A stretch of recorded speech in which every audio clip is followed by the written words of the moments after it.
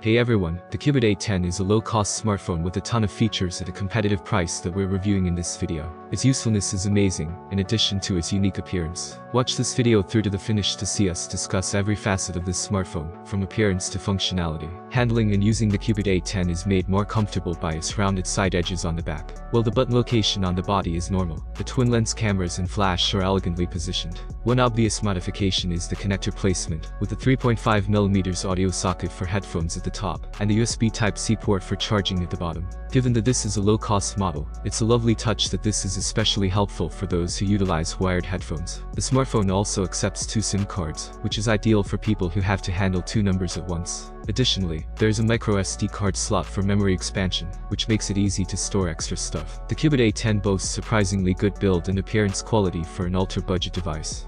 You would never know it costs less than $100, and it feels sturdy in the palm with no creaks. The 6.56-inch IPS LCD display on the smartphone has a resolution of 1612 by 720 pixels. It produces a clear, pleasing image that is ideal for gaming and watching videos. A pleasant user experience and seamless scrolling are guaranteed by the 90Hz refresh rate, and widescreen video viewing without noticeable black bars is made possible by the 20:9 aspect ratio. The screen is one of the best features of this gadget, especially considering its price range, thanks to its 269 ppi pixel density, which produces a sharp image. The Unisoc Tiger T606 chipset. For routine chores like web browsing, social media, and light gaming, this arrangement offers good performance. With 12 GB of RAM and 128 GB of internal storage, the ARM Mali G57MP1 graphics processor handles visuals. Furthermore, using a microSD card to increase storage is an added plus.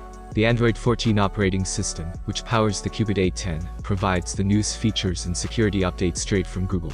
It is compatible with 4G connectivity, Wi-Fi 5, and the most recent version of Bluetooth. Sadly, it does not support NFC or 5G, which are significant drawbacks. 2 lenses make up the primary camera setup, a secondary sensor for bokeh effects, and a primary 48-megapixel sensor with an f2.4 aperture. Although the camera has a respectable quality, images get hazy in low light due to a considerable loss in quality. The 16-megapixel front camera has an f2.0 aperture, although it has trouble with color accuracy and frequently produces photos with yellow tones. With its 5100 mAh battery, the Cubot A10 offers extended usage periods without requiring regular recharging. The charge can last longer than it if used carefully. Overall, the Cubot A10 is a decent option for people looking for an extremely affordable smartphone with decent functionality and basic features. It works effectively for daily tasks like watching media content and communicating on social media. Its price point makes it a formidable competitor in the budget segment, even in the absence of NFC. Please let me know which models you use if you're interested in ultra-budget smartphones that cost less than $100. Thanks for watching, have a nice day and God bless you.